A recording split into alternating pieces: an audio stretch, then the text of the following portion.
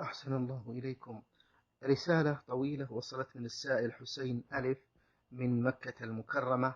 يقول في هذا السؤال: أعرض عليكم فضيلة الشيخ مشكلتي مع زوجتي، فقد تزوجت بعد وفاة الوالد رحمه الله بسنتين، وترك الوالد أمانة في عنقي، وهم أمي وإخوتي الصغار القصر، وأنا المعين الوحيد بعد الله عز وجل لهم.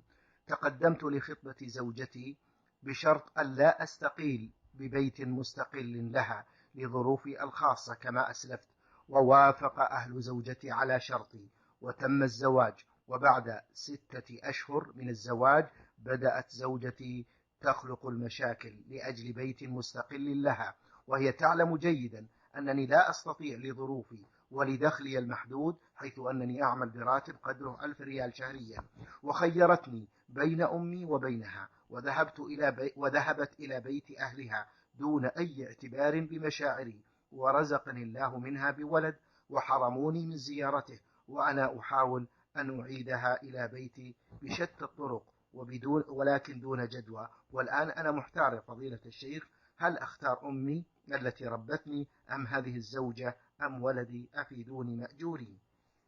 ما دام بينكما شرط عند العقد ألا تجعل لها بيتا مستقلا فأمركم إلى القاضي، والقاضي هو الذي يحكم بينكما. أسأل الله الهداية للجميع. وينبغي لك أن تعرف ما هي المشاكل التي حصلت بين أمك وزوجتك، وتحاول حلها بقدر الاستطاعة، لأنها قد تكون مسألة سهلة ويسيرة، ولكن الشيطان ينزغ بين الناس.